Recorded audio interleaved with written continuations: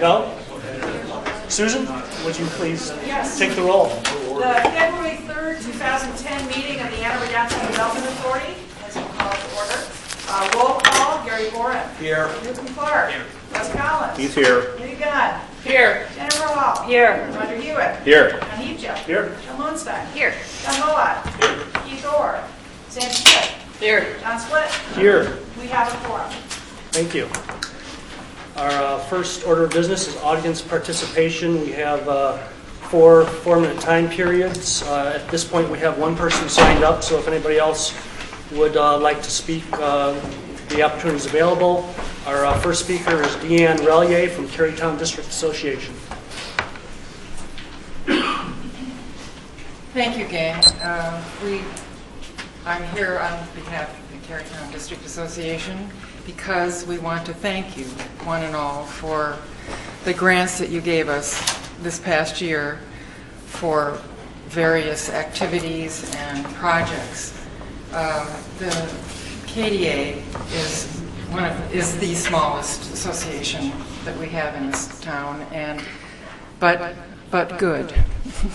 And it's a very pithy group, and we offer something different to the town than the other associations. We have a kind of a history and charm that people love, and your help has helped to keep that alive. Specifically, the grants to help in advertising events like the Nash Bash, which has become kind of a cultish affair in August, a wonderful family event with great music. And then most recently, the Kindle Fest, which was our offering during Midnight Madness. It was a huge success due to some advertising that you gave support for. And we now have also a Nash Bash banner, thanks to you, which will go up every year. And another thing which is very important is your help for the website. We've been wanting to do this for a long time, and this has kick-started something that's going to be a very good tool for us. So I just want to thank you again. We needed it, and you were there, and thank you. Thank you. Thank you. Thank you for coming. Is there anyone else who would like to address the board at this time? Hi. Please tell us who you are. My name is Brad Mikas. I'm an accountant here in Ann Arbor, and I've been attending meetings for the past couple months, and I just have some general observations about the financial statements that are going to be coming up later this meeting. But first, I'd like to thank, I guess, the board for having the cameras and broadcasting it on CTN. It's important to have more public input, and as part of that, for the people in the audience, or the television audience, there's subcommittee meetings that are held regularly. It's in this board meeting. There's plenty of space, so if you're interested in the details, come on down, and it's an interesting conversation. But I basically have 3 main points. First is there seems to be a big difference between the revenue increase and the increase in revenues and the increase in patrons. The second point is that there is large variances, unfavorable variances between the projected fiscal year, the fiscal year 10 totals, and the budget. And third, there seems to be a calculation that isn't included, return on capital invested, that would be useful to kind of show the productivity, I guess, of the various structures. And I'll get into more detail for these points. Page 19 in the packet, it's the first 6 months of the year. And in the very bottom, you notice revenues increased by 7%, hourly patrons increased by 18%. It seems like there's a disconnect there that deserves some explanation. My guess is that there are contracts included in the revenues that have decreased. As evidence, Ann and Ashley has a large variance, Liberty Square has a large variance, and 4th and William also have a large variance, and these are the structures that have large contracts. So for the board to kind of understand where the money is coming from, it should be, you'd think that the contracts and hourly revenues would be separated. So that's the first point. The second point is the unfavorable variances. Again, in the packet on page 8. For the full year, it's kind of weird, so they compare the projected with the budget. And if you look at the totals, on the far right side, there's a percent difference.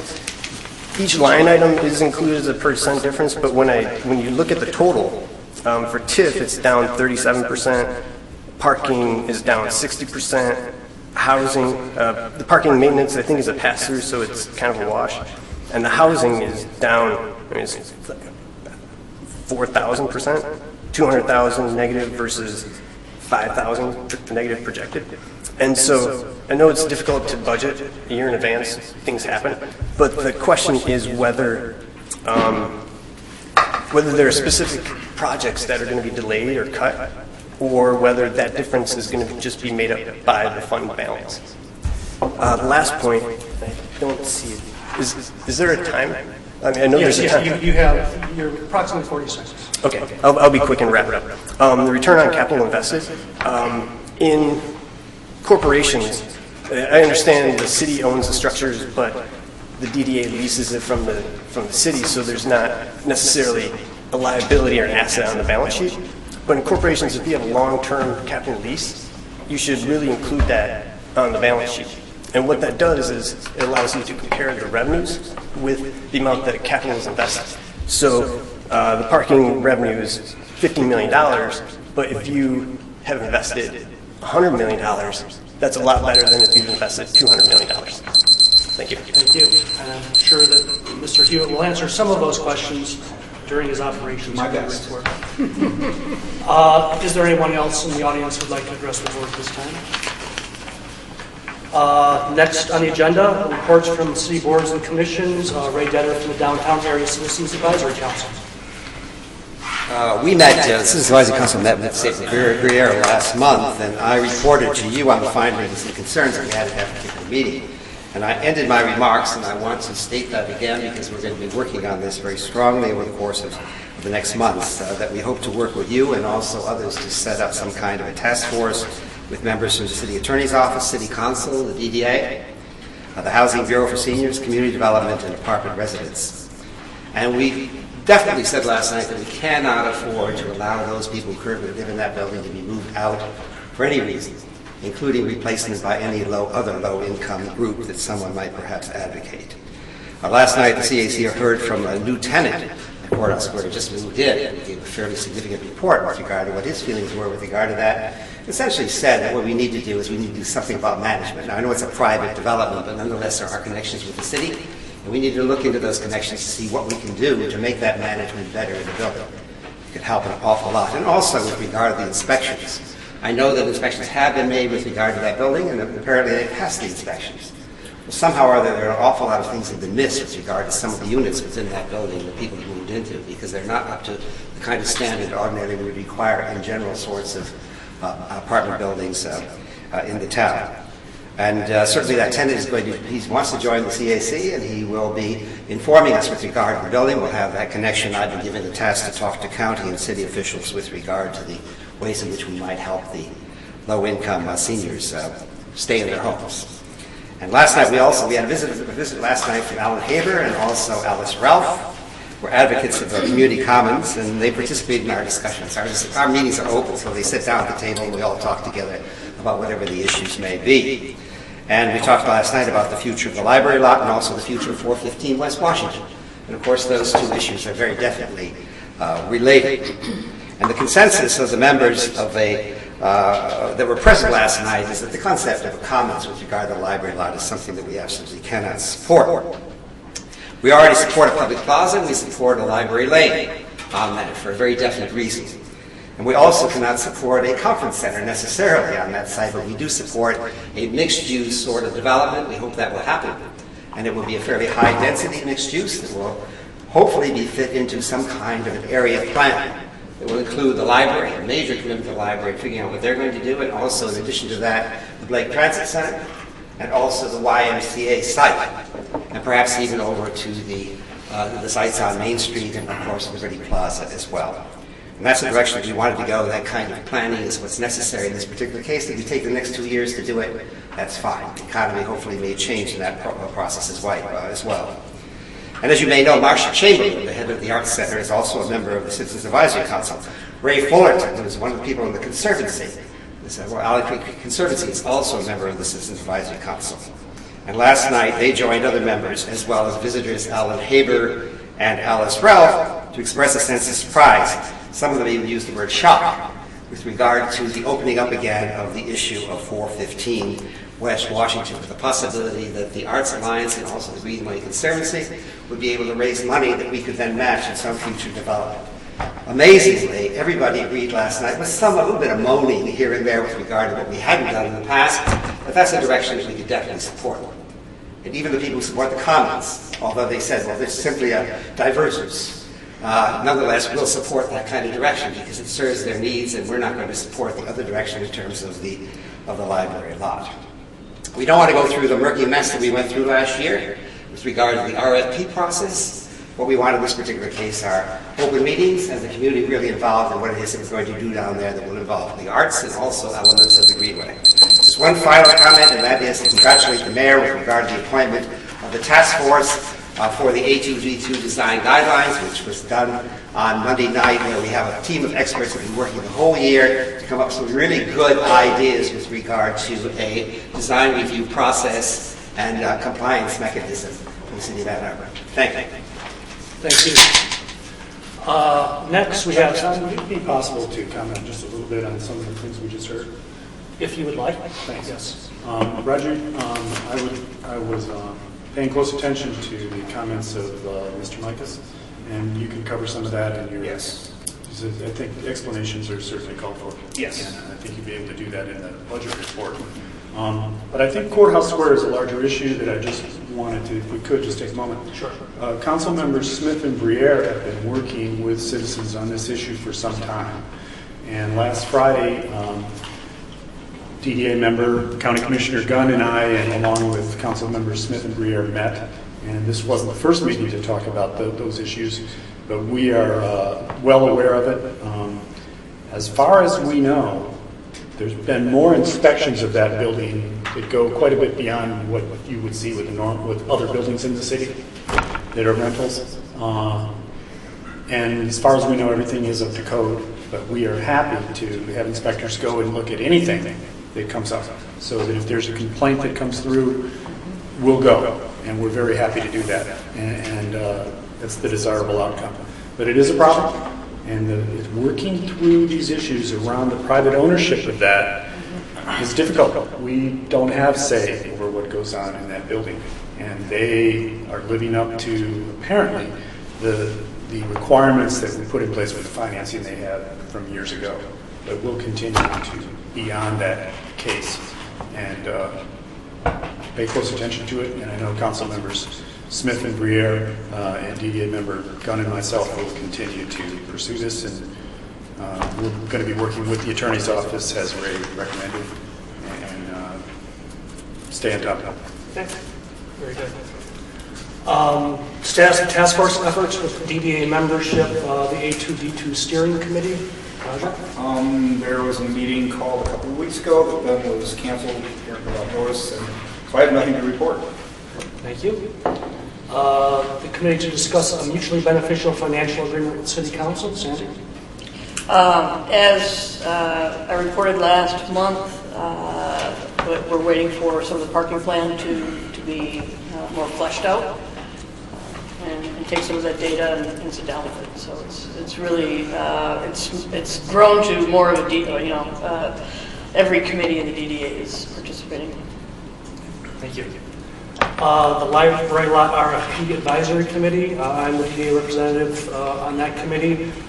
We did conduct interviews last month, January 20th and 21st, for 5 of the original 6 proposals. One of the proposers dropped out voluntarily before the interview process.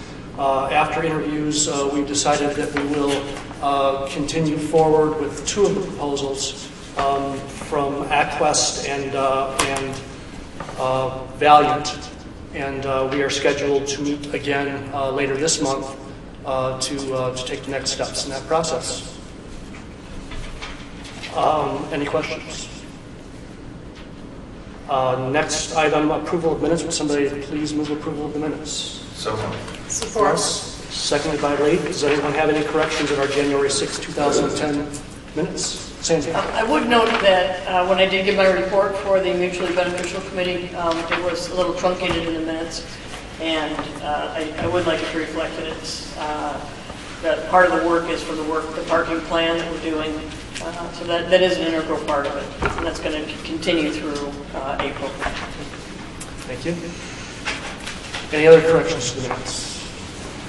All in favor of approval of the minutes? Aye. Aye. Opposed? No abstains? I guess I should abstain. Are we abstaining because we were absent? All right. yes, All right. yes. Sorry. All 3 of the absent members are abstaining. Subcommittee reports, first Transportation Committee, John Mullen. Thanks, John. As we continue to look at what we can do for pedestrian upgrades downtown, we had the city's urban forest planner, Kerry Gray, come in and talk to us a little bit about downtown trees, and it was interesting to learn some of the statistics, and folks might like to hear some of these numbers. According to the Downtown Tree Survey, there are 1,400 trees, 46% of which are small or recently planted.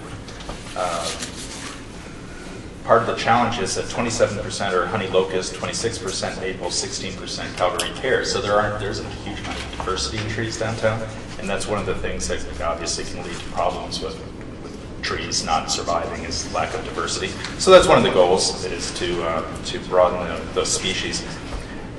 One other statistic is that about 88% of them need pruning, which sounds kind of superfluous, but it really has a lot to do with the health of the tree. You know, if the trees are pruned properly, it helps them last longer. People don't abuse them as readily, those sorts of things. So those are a few numbers just for people to understand. And part of the reason that there hasn't been as much pruning done is because of dealing with ash borer, removing them, so a lot of the budget's gone towards that. So some of the things that are in the works as looking at downtown trees are, you know, what kinds of structured soils can be used, how to better ways to get more water to them, which could, you know, that could go all the way from how sidewalks are designed to how planters are designed to getting local merchants involved in watering the trees. The other things that are being talked about are the idea of clustering trees together as a healthier environment and can do some positive things. So, you know, it was helpful, I think, just to have us all start to understand our being tree city, you know, as we look at projects moving forward. You know, I think we want to be intelligent about how to integrate trees and make recommendations and so forth when we're working with downtown groups. So that's one piece of information. Somewhat related to greening downtown is an urban gardening project to work with Republic to look to do more plantings that would include vegetables and labeling things so people learn what these things are. Again, trying to improve that pedestrian downtown experience. So Susan will be coming up with a plan that she'll be bringing to us of how that'll look. And then the third thing related to pedestrians is one of our goals is looking at issues to do with obstacles on the sidewalks and hazards and so forth. And one of the things that's up right now is looking at the city sign ordinance, in particular about sandwich boards. And so there's a group that's going to get together. Keith, Joan, and Susan are going to sit down together and think through from, you know, our perspective what might be things to think about dealing with sandwich boards downtown. I think many folks think that they're a positive thing just because they kind of add life and do something for merchants, but obviously they also represent a bit of a hazard and so forth. So those are the three things related to the pedestrian piece of what we've been working on. Another thing that we had some preliminary discussion about was the reworking of the Blake Transit Center that's coming up. And what that might mean to us, looking at 4th Ave, looking at the 4th and William structure across the way. So there's some things that are maybe exciting possibilities there, that could look at reworking the ground floor of 4th and William. That could include a place for Get Downtown to be, to look at the possibility for some retail incubators, some small spaces that could be used by retailers. I think possibly the idea of a bike station could be integrated in there and made a little bit more of an intermodal center. So there are a lot of things that that might be interesting to study and look at to help activate that part of town to work in collaboration with AATA. Another interesting thing would be to look at what could be done to support AATA and how they develop their site, so that there's the potential for building up on that site above, the air rights and foundations and so forth, much of what we talked about for the structure. So that's going to be a work in progress. I believe that the ATA will be coming out here in the next couple of weeks, I believe, with an RFP and sort of their next steps. I've had some brief conversation with Michael Ford, and he's excited about it, and so I think there's some really kind of great opportunity there for us to work with them. That's all I have. Yeah, Russ? Just want to encourage the Transportation Committee to think about the fact that in a town like Ann Arbor, which is essentially a suburban community, it's very easy for us to think in terms of parks and parking and sidewalk amenities like you would find in a suburban neighborhood. And as you talk about those things, I think that it would be helpful to voters, to downtown merchants, but more importantly, to communicating the nature of a downtown, which is about street vitality, it's about extended hours, it's about a different kind of lifestyle than you think about when you're in a neighborhood. And I think that we have a very hard time in Ann Arbor in general talking about or visualizing how a downtown, how an urban center is different than a neighborhood. So when the focus of discussion is on trees and sidewalk obstructions and things like that, and there isn't, at least in the reporting, a similar amount of discussion about how you create street vitalities, how signage does that, how trees are wonderful, but they also cover architectural features that make downtowns interesting, different, and vital from a suburban neighborhood. I think that we're doing a disservice to the way that we need to think about downtown as that vital urban center, as a hub, as someplace you want to go late at night and sing that song when you're alone. And you can always go downtown. And it's so easy in a town like this with 100,000 people more or less that live in a suburban neighborhood with a lawn extension and a driveway, and they don't want things on the sidewalks, and they don't want cars parked on the street. They want them in the driveway or in the garage. And so I think it's very hard for people to think about and talk about the kind of urbanness that we have such a great potential to build and exploit and make wonderful and exciting.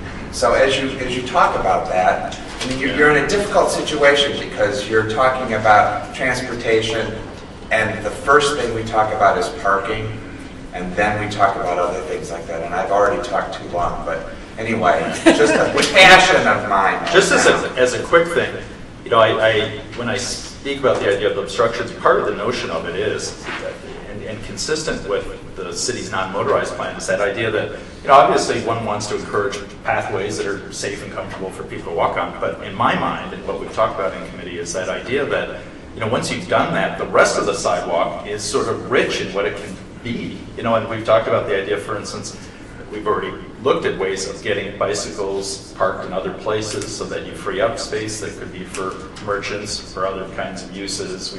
Whether it's tree, different places will have different things that would be nice solutions. So as I look at it, it really does, your point's well taken that there's sort of this negative connotation about obstructions and all that, but it's, in my mind, it's ultimately to take the rest of the space and enliven it and enrich it, just as you described. Thank you. Newcomb? Well, I just want to think that, along the lines of reimagining the first floor parking deck, which is almost exactly to that, where it may have been sacrilegious 5-10 years ago to say you're going to rip out parking to put in storefronts on the first floor, but as we've evolved and realized that part of transportation, part of a 24-hour night is getting rid of those dead blocks and thinking in that regard, and I'd say it's very progressive to have a committee and to have a whole organization that part of our main goal is to build parking, but to also recognize where we have parking that's counterintuitive to best urban practices. So reimagining that whole stretch is something that could be game-changing for that street, independent of anything that may happen on the Y site or the library lot, which is somewhat out of our control. But here we've got some space that is, to a certain extent, in our control, where we've made investments and now we're ready to at least explore the flexibility of that investment to respond to what has created somewhat of a dead zone given the federal budget and everything like that. So I think the fact that that conversation is happening in concert at least speaks to some of them. We'll see what the engineers say, but. Kerry? Yeah, I agree with everything that Russ says, except, I think that I've always been a little concerned as a member of both the Transportation Committee and the Partnerships Committee that this issue of street vitality is being dealt with by the Transportation Committee. I think that the reasoning was that walking is a form of transportation. We'd like to encourage that, and certainly we would. But I've always felt, and I agree with you, about the need to be concerned about the difference between urban sensibilities and suburban sensibilities. I've always felt that that is really a matter of culture and needs to be dealt with in, maybe it's marketing, maybe it's community education, or something like that. And I think that's really something for Partnerships Committee. So I would encourage you, I support what you're saying, but I'd encourage you as one of the chairs of the Partnership Committee to further that in your own committee as well. And I'd be happy to help. Point well taken. Yeah. Lee? I'd just like to reiterate my caution on incubator retail when there are so many retail outlets now, storefronts downtown, that are struggling to make it, and also some that are empty. And I think we have to be respectful of those merchants who have already made a commitment to downtown and be very careful in how we intend to spend our tax money. I didn't say anything about incubator. John? Was that Petula Clark? Down It was, yes. Well, I must be older. I just wanted to go back to street trees for a moment. As you look more and more at street trees, it's actually a huge challenge to grow a street tree. And they don't usually get very old before something goes wrong with them. But you also have to choose trees that aren't going to, if they do survive, they aren't going to get too big. One of the problems that Ann Arbor has out in the neighborhoods is that the Cobra head lights that were installed years and years ago were installed when subdivisions very often were new and the trees were small. And as the trees grew up, we now have a lot of situations where in the summertime the foliage is blocking the light from the Cobra head overhead. So it's a challenge that we have to deal with, and it's just a complicated business, these street trees. And it's another reason that you see the number of species sort of restricted, is because how many trees will thrive in this environment but not get too big? And it's a tough thing. So it's a good thing to continue to monitor. The city has a plan to plant about 1,000 trees a year right now, and in the first half of our fiscal year, we've already planted 700. So we're ahead of the game this year, and hopefully maybe we'll hit 1,400 if we have a good planting spring. So progress is being made. Jennifer?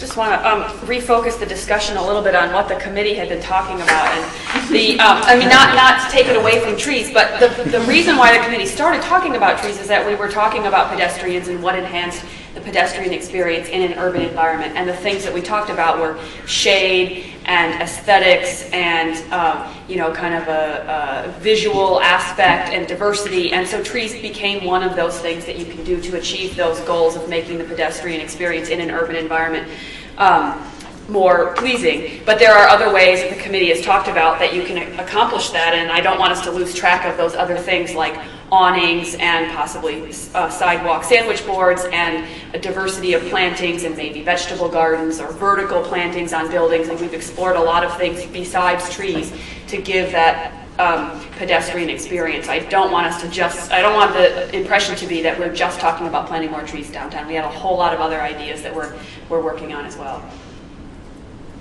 Sandy? I want to pick up off another thread, and one that Ray Detter started talking about a little bit, and that's kind of the area around the library lot, the 4th and Millennium structure. We talked about the infill and the things that are going on there, and I just wonder if partnerships shouldn't start looking at more of that kind of 4 or 5 block area and see if there's some way that we can start looking at a planning, a higher level planning process. I think that we should put it on the agenda to do. If there's no objections. Are there any other questions or comments for John? Your next committee meeting? Next meeting is Wednesday, February 24th at 9 a.m. Thank you. Thank you. Operations Committee, Roger Hewitt. Well, we will start with the financial report, which seems to a number of questions that we should be addressing. Let me turn to page 8. First, to give a little overview of this. We come up with our budget about 6 months before the actual start of the fiscal year. So at this point, we are looking at budget numbers we came up with a year ago and comparing them with where we have actually ended up. During that time, really every year, there are additional grants. There are some grants that aren't taken. There are projects that are undertaken. Some projects are delayed. This year was a particularly unusual one in that we have started both the final design and the construction of the new underground parking structure on 5th Avenue, which is having, it's a gigantic change from where we were when we were putting forth the budget. We have sold a bond for that. There are a number of expenses that we have incurred that will be paid out of the bond, but we are using our cash right now and essentially getting interest on the bond before we start making draws on that bond. So there will be some expenses in here that are higher than anticipated because we haven't transferred that money from the bond fund into our fund. And that's simply a method of maximizing our interest income and not using our cash up. If we look at TIF income, we are anticipating slightly lower than we had budgeted, but about 5.5% lower. Again, there's been a lot of turmoil in how taxes are assessed, and it's actually a fairly small change compared to what's going on in the rest of southeast Michigan and even Washtenaw County. Operating expenses are about 6%. Again, there's some reimbursement will be coming from the 5th and Division project that has been paid for out of cash on that.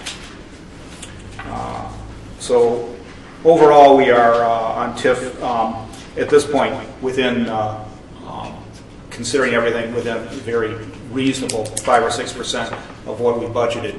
So I don't see anything that's particularly out of line there. On the parking, the budget amount is considerably higher than what we will end up getting. When we proposed this budget, we were going through a number of rate increase scenarios. And this was based on one scenario that we're looking at that time that we did not ultimately adopt. We adopted a different scenario. So we're ending up with about 14.8 million anticipated revenue in the parking system, which is still an increase over the previous year. Less than budgeted, but certainly right within where we are on our 10-year plan, which was budgeting at about 15 million for this fiscal year. So in the grand scheme of things, we are right where we anticipated being. We had a high budget number because of the number of different parking rate increase scenarios we were going through at the time we did the budget a year ago. Direct parking expenses are, again, about 5% over what we budgeted, certainly at this point, halfway through, well within the realm. Again, there are a lot of maintenance expenses that are not done on a strict month-by-month basis. A lot of expenses are done during the summer, and those bills come due in the autumn, so they show up now. Then we have a lengthy period where there isn't a lot of maintenance done during the winter season. So that skews the quarterly. It's one of the reasons we decided to go to quarterly rather than monthly, because the monthly fluctuated so much based on the time of year that it wasn't particularly useful. And operating expenses. Other than that revenue number, we're on the expenses, certainly within 5%, which I think is quite acceptable. Parking maintenance. Again, we're well within that 5% range that we look at. Again, we are spending some money out of our parking fund that will ultimately be reimbursed through the bond when we decide to draw on that bond. And housing, the main variance on that is that we approved a housing grant for Avalon Housing, and they took 2 payments in one fiscal year. I don't know the details of that, although we can certainly get the details. But I know it was approved, and we have not given them more than than the grant. But the way their draws, the request for that grant came through with 2 in 1 year, so that's what has skewed the housing figure. So I would be glad to answer any questions on that. I'd also like to point out, particularly with the housing figure, we have been sitting with a very large balance, a fund balance in our housing, and we finally had an opportunity to spend some of it. Yes. And so we spent more than the $200,000 income, but we still have $1.3 million left in the fund balance. So this was an opportunity, and I'm glad we took it. And it's meant to be spent. It's don't meant to collect be it spent. just to keep it. Right. Correct. I just had another comment. I just wanted to go back a little bit.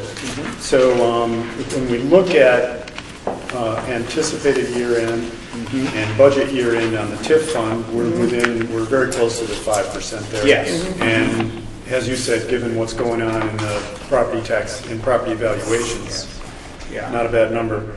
In parking, we budgeted 16,988, and we're anticipating 14,798. Yeah. But that will still be an increase over the previous year. Yes. And the reason, I just want to make sure I had this straight, sorry to be slow about this. The reason for that is we had anticipated a rate increase that didn't happen to the extent we'd anticipated. Correct.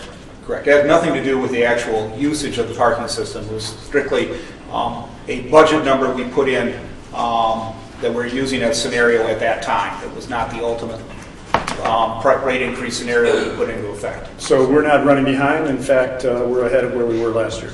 Oh, absolutely. I think there's a math error, though, Roger, under parking. If you subtract net revenue from income, it should be at negative 7.8. Yeah, that.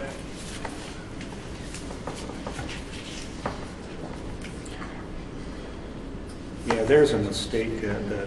Oh, you know what it is on that operating? Well, there may be a math mistake on that, but on those operating expenses anticipated on year end, that high number. The variance appears to be approximately correct, Yeah. but the net excess of revenue over expenditures is significantly incorrect in the way that it's stated on the statement. Are you looking at budgeted or the anticipated anticipated? year-end. Yeah. So I think it's just a spreadsheet error. Yeah. on Yeah, that particular number. I was going to ask the same question. It looks as if how the numbers are reported here, that the budgeted year end, we would have ended up with a bigger deficit than we actually are, but in fact it should be the opposite because the income is down and the expenses are up. So. And those operating expenses, again, a big chunk of those are going to be reimbursed out of bond. A lot of that expense, and correct me if I'm wrong, but a lot of that expense is related to engineering done for the parking and for the Fifth Division, for the parking and Fifth Division part of it. So those expenses are considerably higher than budgeted originally because they're going to be reimbursed. Am I stating that correctly, Joe? Yes. We do have a math error on that one column. Okay.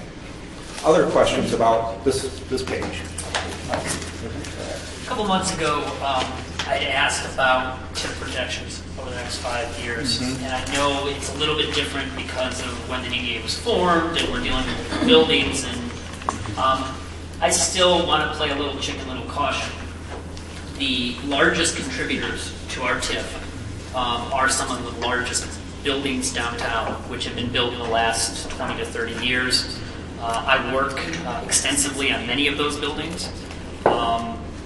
Some of them are in their process of looking at their taxes. Some of them are significantly being overtaxed.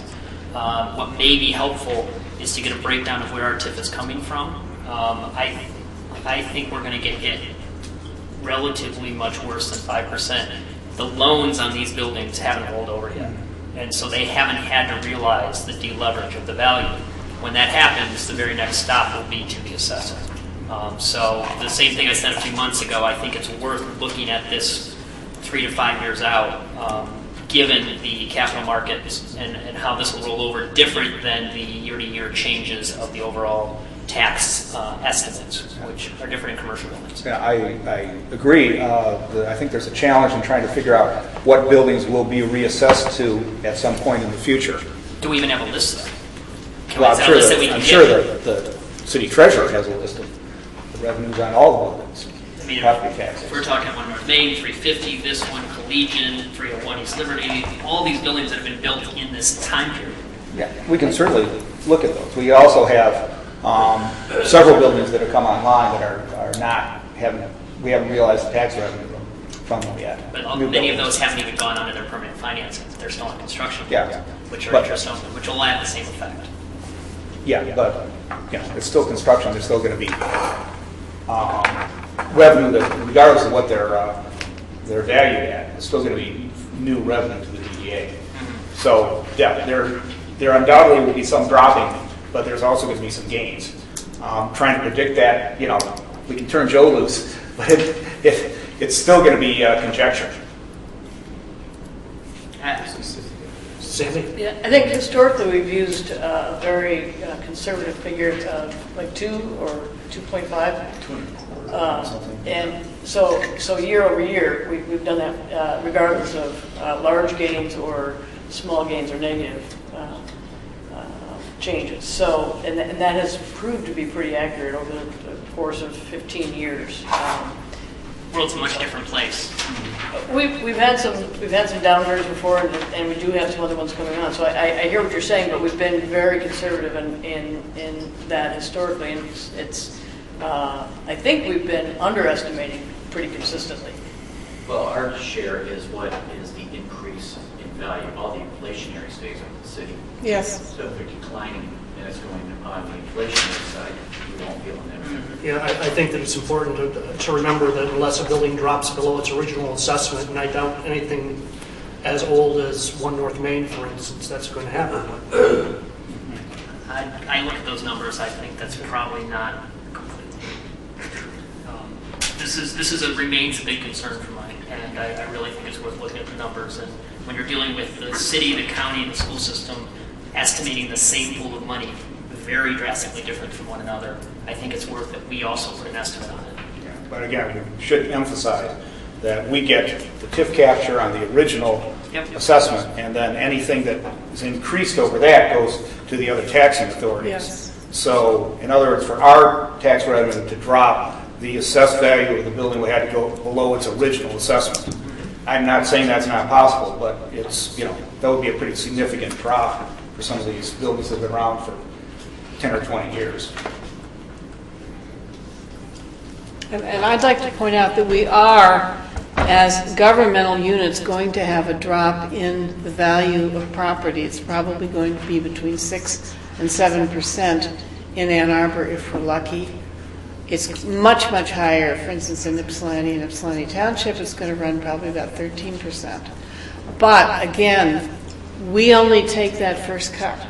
And anything else that is either increases or decreases in value really affects the original tax, levying jurisdiction, such as the city, the county, the library, and so forth.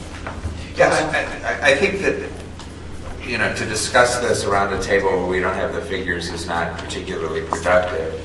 Newcomb's raised a point, needs to be checked out. I think the fact that the information that's presented at this table is one, it's the original assessed value. Two, we've been very conservative about how we handle those numbers.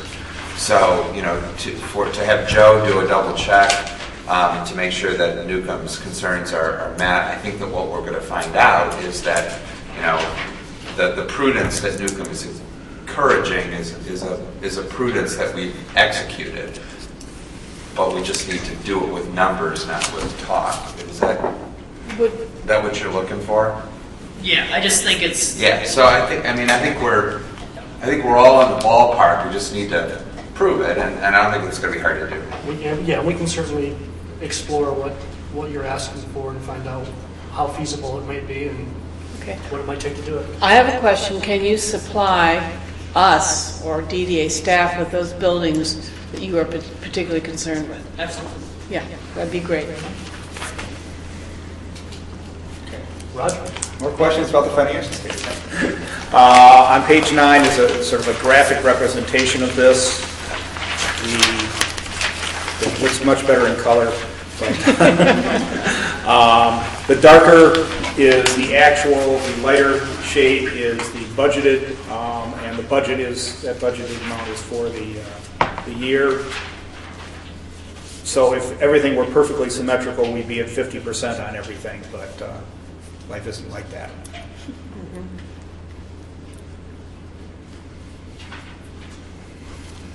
For instance, on parking maintenance, the income, we transfer that money from the parking fund, so we've transferred all that.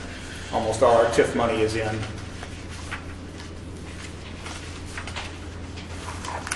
Okay. Moving on to address the parking numbers. So everyone is clear on what these numbers represent.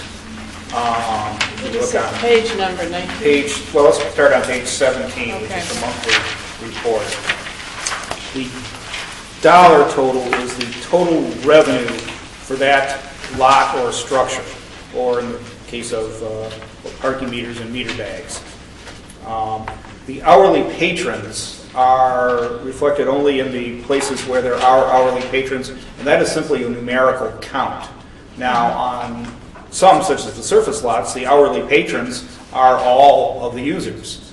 On the 6 parking structures, a significant amount of those users are monthly parkers who, in fact, for instance, on Liberty Square, it's predominantly monthly parkers.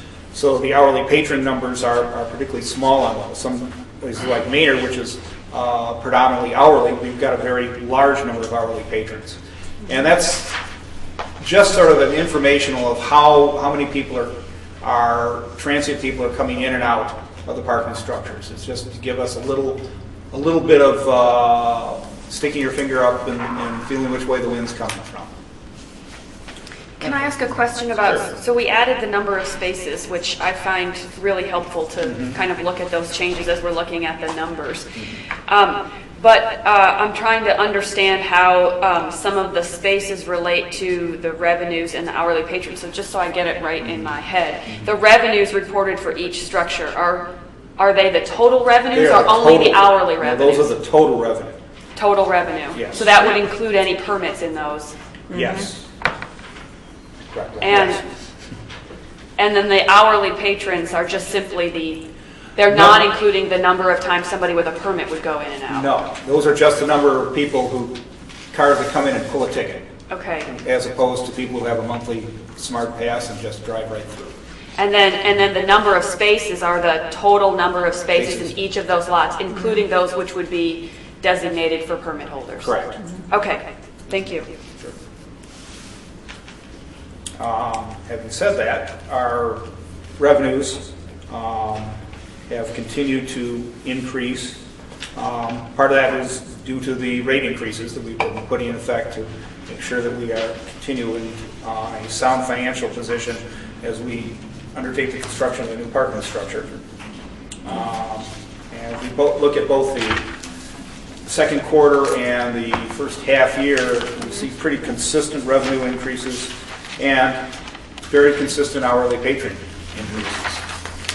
So the demand as measured by hourly patrons continues to be strong.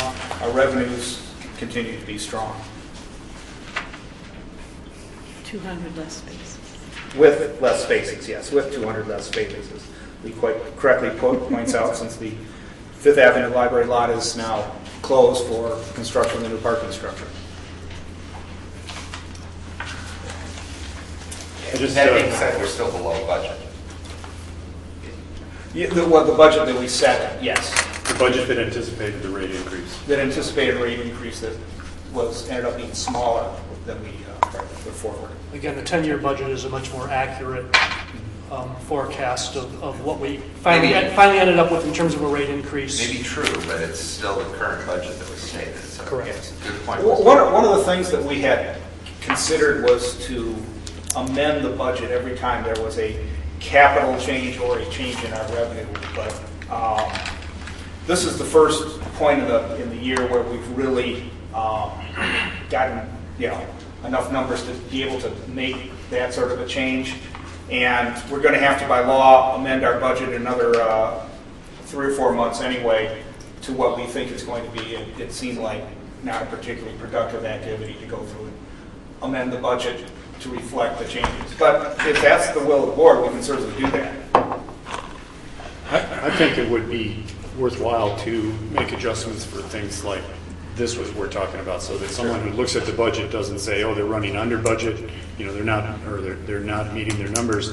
If there was something very clear, as what we're talking about here, we didn't follow through with that rate increase, that's something that should be in there so that we actually show that revenues are up, which is what they are. And I think considering the state of the economy, that's remarkable that we continue to have more people coming downtown and the revenues are up. That's something, that's a good thing. Okay.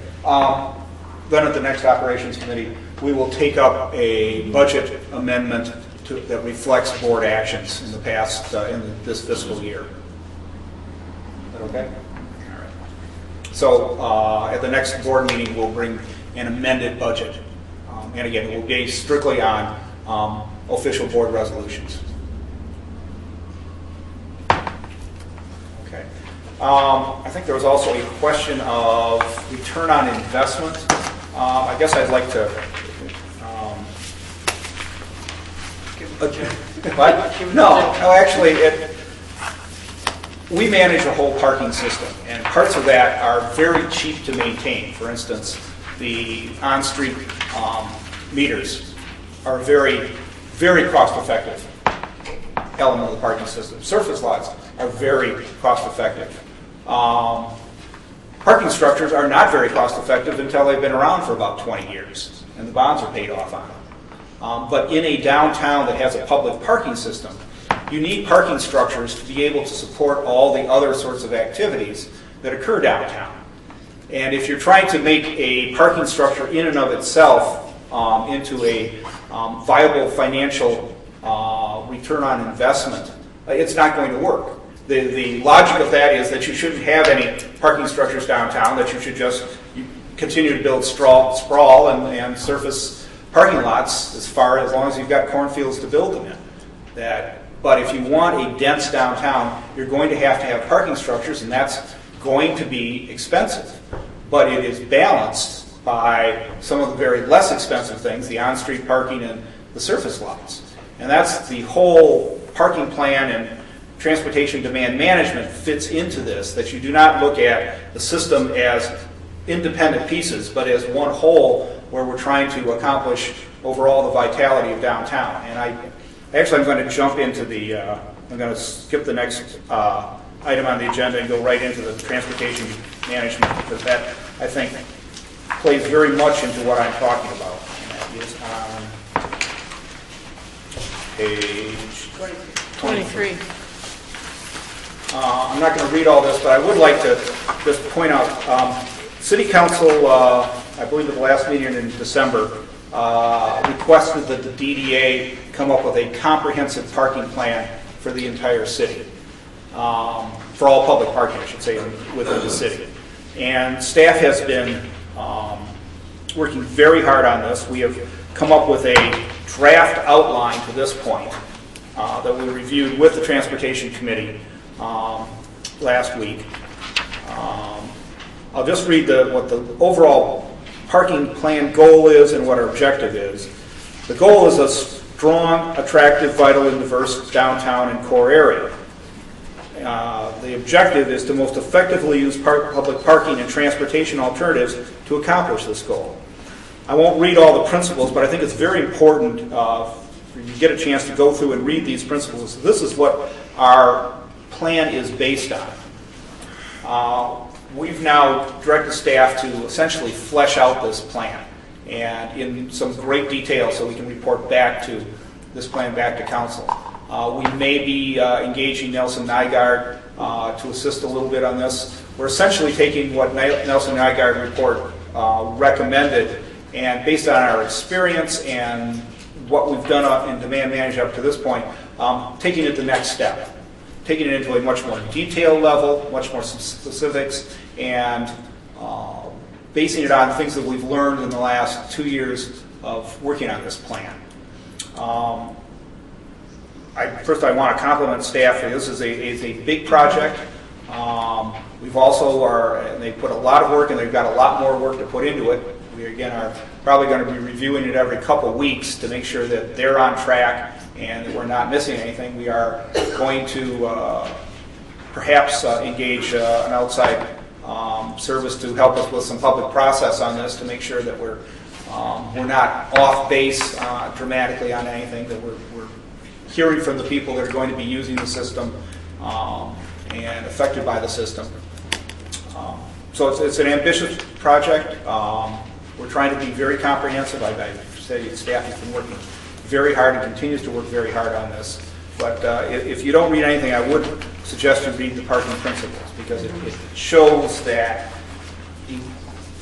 parking is part of a larger transportation system that is really the basis for downtown vitality. Without a parking system and a transportation system, downtown can't compete with the suburbs.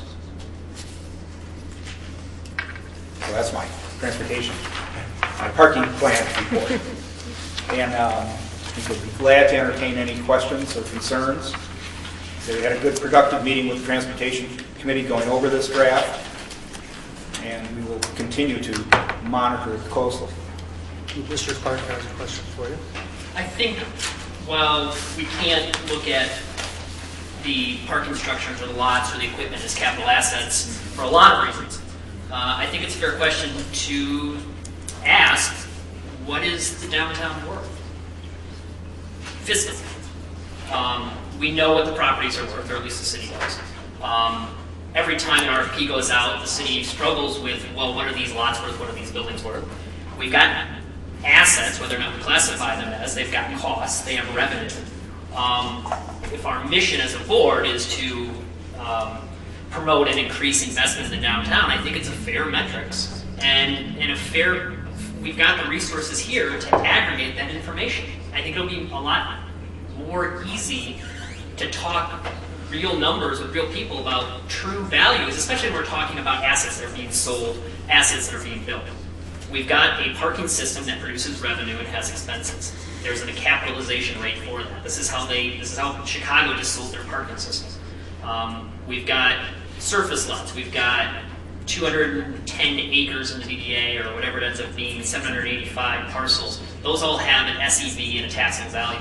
It's right there. And I don't know of anywhere where we in this organization track the value of what we're talking about. And I think it's a fair question to ask. Sure. I first would emphasize that the DDA does not own these assets. They're owned by the city. The surface lots and parking structures are city-owned, not DDA-owned. But our mission is to helpfully increase the value of these assets. Or well, I think not just the capital value, but the... Certainly, I think there's a desire to see that the surface lots are eventually converted into private use, or certainly primarily private use. And I think that should be a goal of the DDA. Certainly, a surface parking lot in a downtown is not viewed as a good use of land in an urban area. And I think we all agree with that. I think that's one of the things that the mutually beneficial committee should be looking at is how does the city and the DDA work together to address the issue of those surface lots. Because I agree, they are not a good use of those assets right now. Although there are certainly businesses downtown that would disagree with that.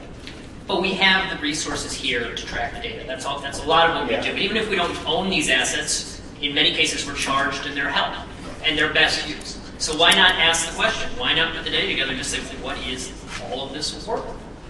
Yeah, I mean, we could have an assessor come in and say, what's this value of this land? We already have this. Yeah. It's already assessed. Okay. I mean, at the very least we can... That's not very... Then it's simply a matter of looking up the records on the... Wow. I think it's interesting metrics to look at. I think it answers a lot of these questions. I think it's information that people can draw from that isn't necessarily politically motivated, that is market-driven, that people can just say, okay, well, here's another piece of information as we make these very complex decisions about what we're doing. Because it keeps coming up. It's a good topic of conversation at an operations committee meeting. Okay. For that, I'm sorry, Joan. I just want to mention that I used to sit, when I was on the city council, on the insurance board for the city, and the city has all of those things valued for insurance purposes also, and I think that information is probably accessible. Just as a side note, there's investments that we make that necessarily won't show up on those sheets, like water main upsizing and things like that. So, and utility changes. So, to get a return on investment on that is a little harder. But capital reserves are set for those improvements, and fees are based on the needs of those capital reserves funds. So there's value there too, hopefully. That's why there's an $80,000 tap-in fee to get into the water main, because of those reserves. So that there's values to everything that we do, fiscal values, and there's intrinsic other values. But these numbers exist, and we're spending a lot of money, we're doing a lot of things. I'd like to maybe have the information at the table. Yeah, I don't think it would be a problem, particularly since the city has insurance values of finding out what, particularly the surface lots are. I don't think they need to go around and value every street parking space, but we can certainly look at the major ones. Other questions? No? I guess I would just, I'd be happy to talk to Newcomb about what this is actually going to give us, but I guess I would just be cautious if you find out it's going to require a whole lot of staff time. Yeah. Because staff time is valuable too. Absolutely. Yeah. And staff, I know, is very stretched these days, working on both this plan and getting the parking structure going. Last, on page 20, we have a resolution to authorize year-end management incentive for Republic Parking. This is something we do annually, and there is a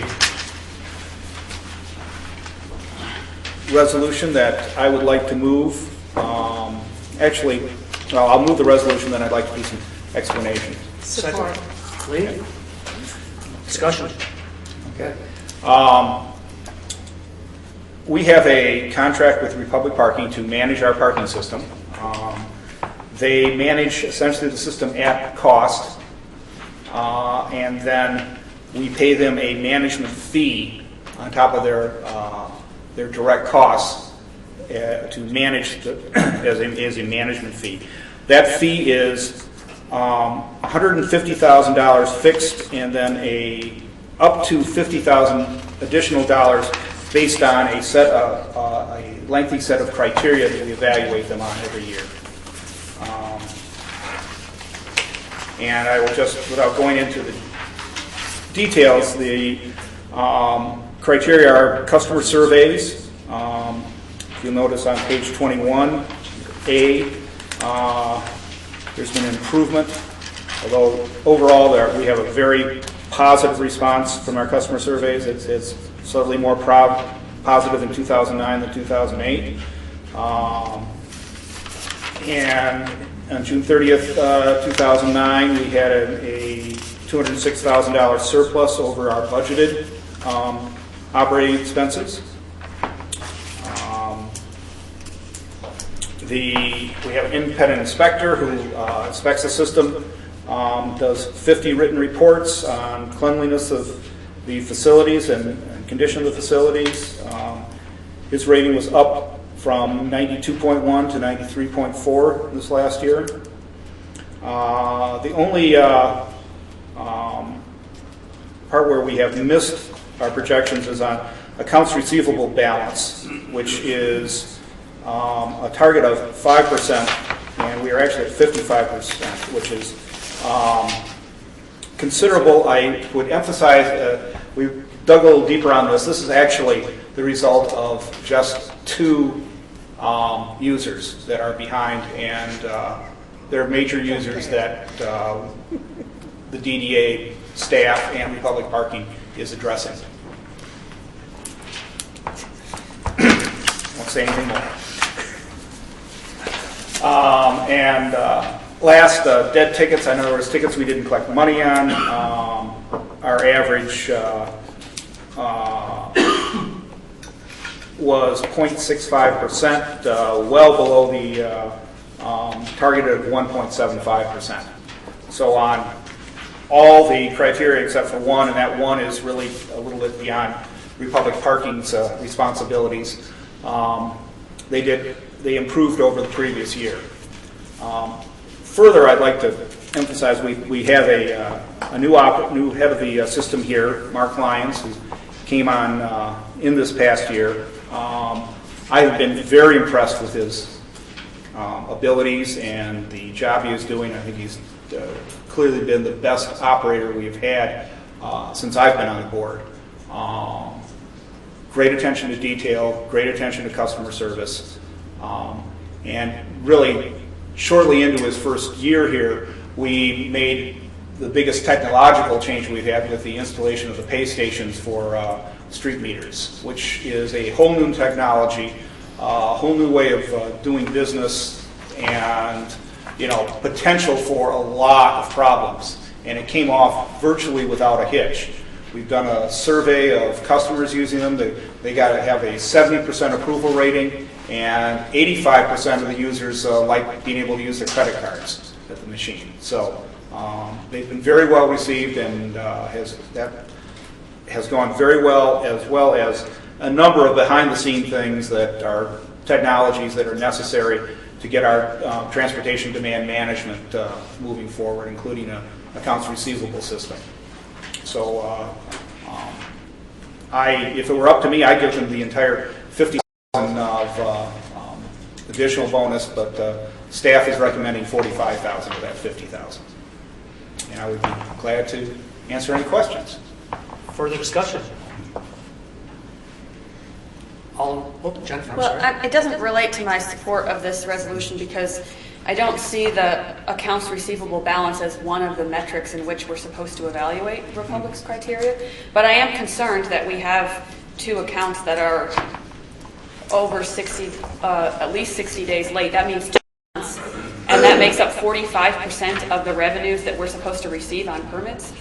Just 2? No. You're saying we're 55% of our average monthly billing, which means there's 45% of the permit revenue which is contained in 2 accounts? Is that... 3 multiple months of not payment. Yes. 45%. Yes, but we have received payment on both those accounts at this point. We have already received the There payment. we are. So we are up to fully paid. 2-3%? Absolutely, yeah. Okay, and do we, They were holding out, and I took some personal phone calls to get the payment going. and we don't anticipate that this will be a problem in the future? We hope not, but, you know. Could we disclose who these two accounts are? There seems to be something that everybody knows. One is a private entity that we would rather not disclose. Okay, The other is a public entity we'd rather not disclose.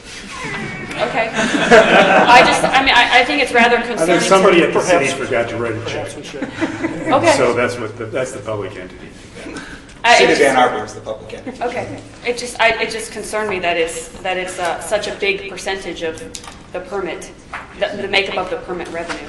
Through multiple months of this. Okay, thank you. We have late fees and everything, doesn't I don't believe we do, no. Further discussion? I'm not going to support this, and I've said it repeatedly for quite a few years, so I don't need to give you a speech. All right. Further discussion? All those in favor?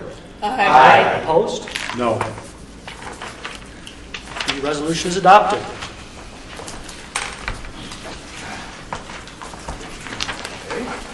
And our next committee meeting is February 4th at 10:30 a.m. when we will meet with the Transportation Committee. If necessary, there might be a special Operations Committee meeting to deal with the parking plan if staff deems it necessary. But if there is, we'll send out notices on that. That is the end of my report. Thank you. Not my longest, but, probably in the top 10.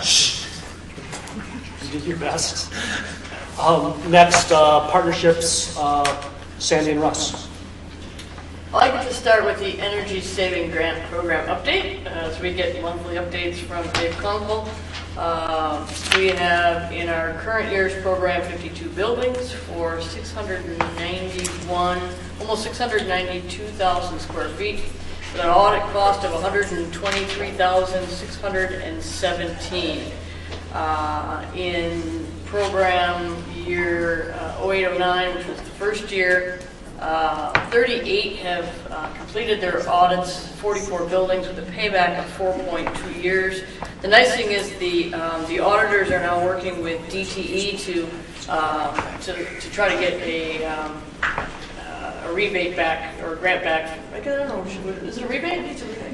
From DTE for the work that they're doing, and this has allowed an additional savings of $42,774 to the participants. So just with the auditors doing this, filling out this extensive application through DTE, we've really been able to bring a lot more money back to these businesses. Russ is going to report on the library lot RFP discussion. Yeah, so Margie Teal, Councilperson Margie Teal sits on the committee. She brought us up to date on the interviews, and the report essentially was given by John Splitt. They're going to continue to look at 2 proposals, which includes a hotel and conference center. And obviously this is an important project. The parking at this point is understood, but the development that could go on top of this is extremely important and valuable in terms of what it could lend to downtown viability, to enlivening that part of the downtown, as well as being considerate of how it interfaces with the library and other activities down there. So this is a serious project that's getting the kind of serious consideration that is needed by the city, by the DDA, and by the citizens. Every year, the DDA does, actually twice a year, we try to do an extended board meeting, frequently referred to as a retreat. And this year, it's going to be on Tuesday, March 16th. Place is yet to be determined, but Fran Alexander, she has in recent years, will lead us on this extended board meeting, and she will be attending and talking to the partnership committee next week when we meet, so we can talk and plan that retreat effectively for all of us. And now Sandy. Russ, is there a time for the retreat? Yes, there is. Otherwise, we show up all at different times. The afternoon. The afternoon. Right at this point, the blocked out time is the afternoon. We don't quite have a specific date, time zone. Tell the senators. Cocktail hour. The grant for Near North last meeting created some conversations about the housing fund, what its purpose is, what its history has been. So we spent just a little bit of time looking at some of the things we've done in the past through the housing fund. So 23 grants have been given out over the past 10 years. It's interesting, I've always called it an affordable housing fund, and it's really meant to be a housing fund, an investment for multiple varieties of housing in the downtown. So it doesn't actually call out affordable housing, but I think that is really what its interpretation is. It certainly has been used. We had actually had it was created in 1997 with the understanding it would be used to support the overall housing goal of the DDA with a list of criteria, but it's really to enhance the diversity of downtown population and housing stock. And there's a list of the thing on page 7. No. I don't think that got into No, the... it didn't get into the packet. It's from the meeting. Yep. Never mind. Don't look. Certainly most has been used for rehab, repairs to existing buildings other than the Near North. That's by far our largest project. The average grant amount has been $80,000. 11 of the 23 grants were given to a single nonprofit, which would be Avalon. We have obligations about $1.1 million, including $400 for Village Green. 400,000. 400,000 at First and Washington, which is Village Green. Obviously, we're not going to be paying that until they're built and they have COs. The Avalon grant, the third year, is owed at $207,000, and the Near North is between $400,000 and $500,000. And our current housing fund balance is $1.2 million. So we will have effectively spent it all if all those projects were to knock on the door and ask for the money this year, which is unlikely. We do make an annual contribution of $200,000 to the fund, and that amount that we discussed certainly is open for changing. If something came along and we felt like we needed to do that, there's no reason why we couldn't use TIF funds. And we also looked at the comprehensive city parking plan at the partnerships, and I found it very interesting because I was at a couple of different committee meetings talking about this, and the dialogue at the operations committee was very nuts and bolts and very much down in the weeds. And when it came to the group, the partnership committee, we were very much theoretical and up here. So it was a nice balance to see the discussion variance that way. So that's been well reported and covered on, so I won't go any further than that. Except that we do target things at a higher level at the partnerships. We're just nuts over here, So the next meeting of the partnership committee is on Wednesday, February 10th at 9 a.m. And we're going to have Tom Crawford, the CFO of the city, come and talk to us about the wireless Washtenaw and what other opportunities there might be for increasing wireless communications on the streets of downtown Ann Arbor. We'll talk to Fran Alexander, as mentioned earlier, about the extended staff meeting that we're having on the 16th in the afternoon.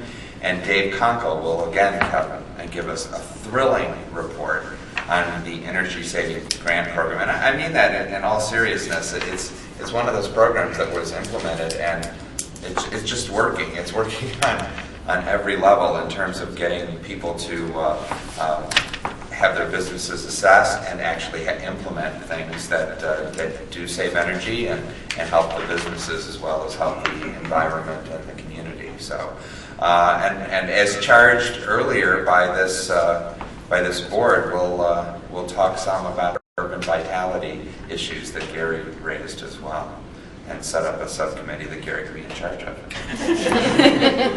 Are there questions or comments for partnerships? John? I've got a quick question. Sandy, thanks for reporting on the housing fund. That's interesting to hear what the numbers are. Can you tell me, if you have it at your fingertips by any chance, how many grants or how much have gone to the Ann Arbor Housing Commission? Baker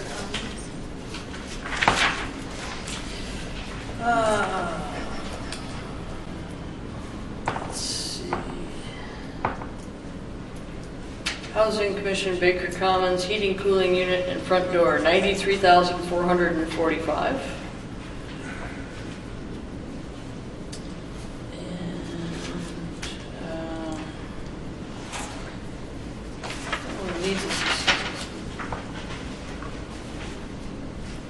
So I believe that's it. Okay. We do have an energy audit, correct, for two of the buildings? I think that, I believe that we did not receive the request through the program. Instead, I think the Housing Authority is looking at all of their buildings sort of in a comprehensive way. So I'm anticipating at some point we're going to hear from them a request for a more thorough audit than they are already doing on an annual basis, and then also some requests with regard to repairs. Thank you. Ancient history, one of our very first, this is before there was a housing fund, was a grant to Baker Commons for about $10,000 or $15,000. So we have been supportive of our downtown public housing. Like a copy of this? Any other questions or comments for partnerships? Next is Capital Improvements Committee. Status of the South Fifth Avenue project and Fifth and Division. Fifth and Division, Susan held meetings, Susan and Adrian, I believe, held meetings last week. They will begin work again, finishing up Division beginning in April. I think the plan at this point is to get most of Division complete before we move on to Fifth Avenue. Sometime next year, I believe, but I don't know what the exact schedule of getting started on Fifth will be. South of Fifth Avenue underground parking garage.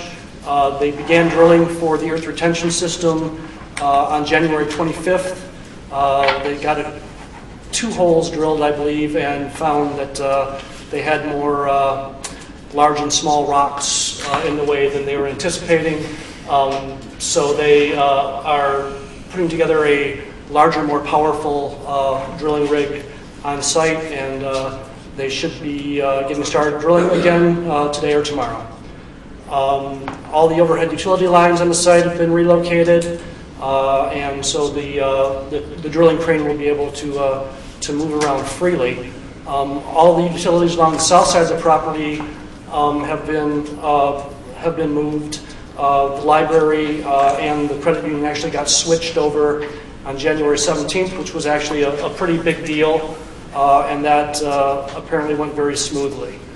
DTE and AT&T continue with the utility work along Liberty. And the bid package for concrete, the big bid package, will be going out next week, and we expect to get those opened in early March. And that is all I have. Are there any questions? When's your next meeting? Our next meeting is Wednesday, February 10th at 11 a.m. Thank you. The next report is from the Executive Committee. We have in the packet a resolution approving the amendments, the bylaw amendments that we discussed at the last meeting. Move those. Moved by Jennifer. Second. Seconded by Russ. Discussion?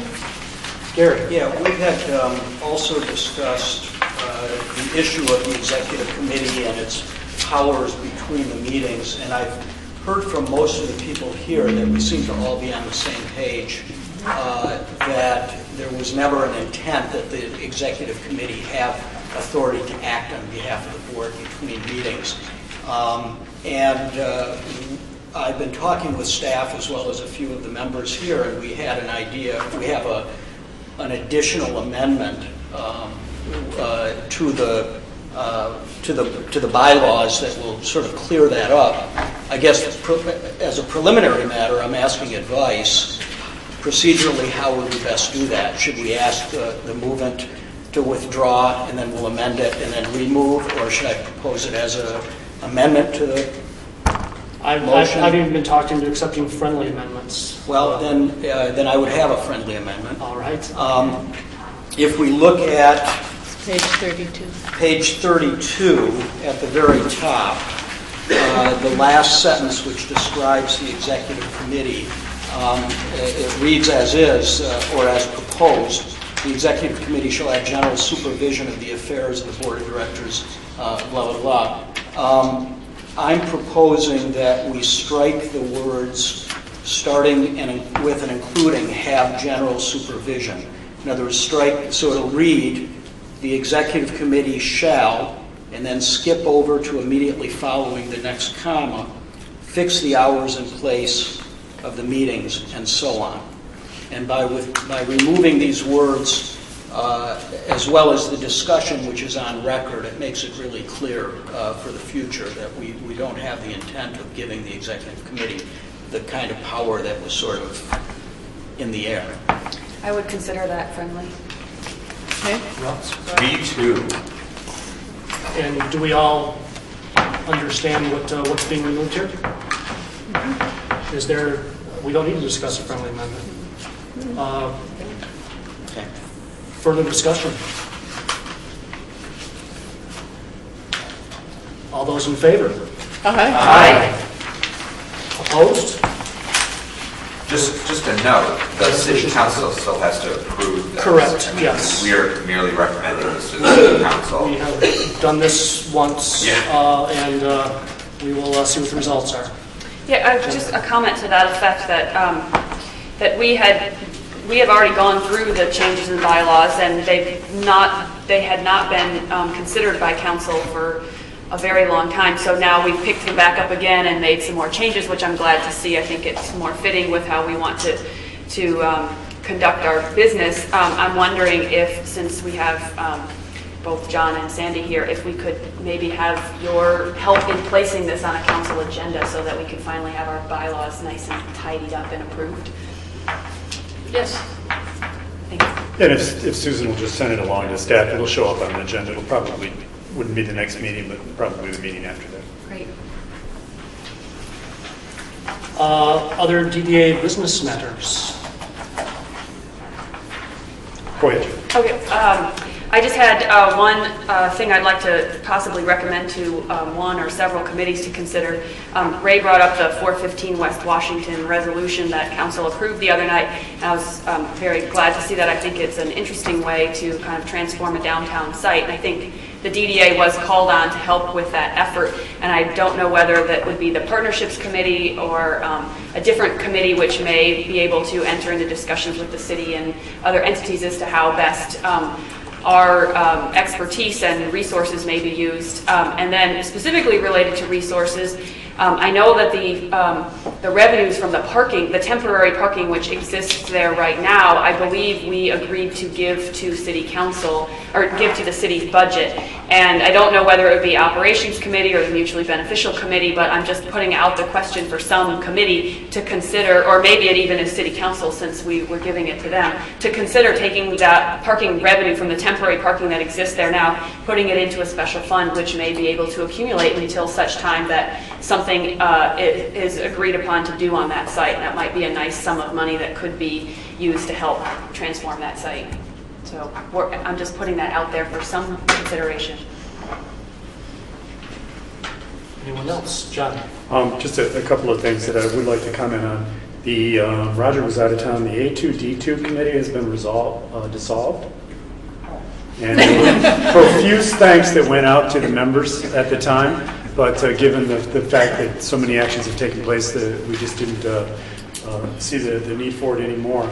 And but again, you should be getting a letter of thank you too for your... And a gold medal. No notification. But so it's just something we could take off of our agenda. Is that signed by the mayor? It was a resolution, yeah, it's eventually approved by the mayor when the minutes come back, if I don't veto it. I'm talking about the letter. Oh, the letter, yes, the letter is signed by the mayor. Anxiously look forward to that. Given that I voted for it, I think it's going to go through. I would also make a suggestion, something that I've learned a while back from the county commissioner's agenda is I think it might be helpful if we had a little comment period for both from the board following audience participation and the Downtown Area Citizens Advisory Council, because we may want to follow up on something that was said, and I think citizens find it very helpful if we can answer a question or something like that, a concern that is brought up. 4:15, if you don't mind, I'll explain a little bit of how this is going. The next step, certainly, I'm meeting tomorrow with some council members and leadership from the Greenway Conservancy and the, I'm trying to remember if that's tomorrow, Friday, and the Arts Alliance. And we'll be talking about how those boards need to now approve this partnership. And it's an innovative approach. And so we're going to be working to come up with a way that we can make something happen at 4:15. We believe that if you read the resolution, you'll see there's a lot of opportunities for grants and things. And we believe that this could be moved forward in kind of a reverse process of what's happened in other cases where a government has put up a chunk of money and said, let's go find some grants and see what we can do.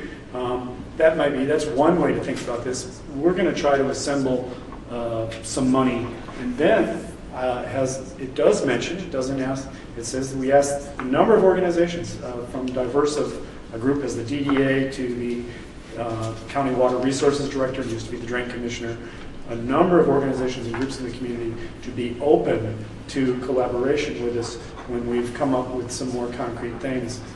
But the expectation wasn't that we would immediately come out to groups like the DDA and say, hey, we need a chunk of cash.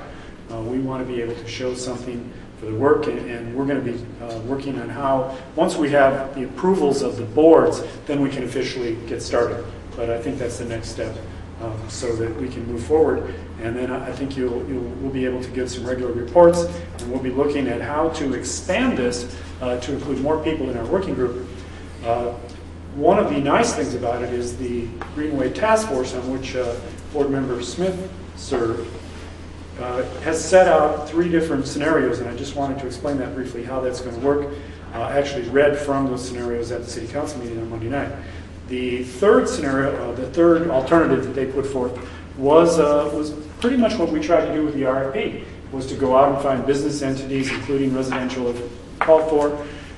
That process did not result in a proposal moving forward, and that's been some time.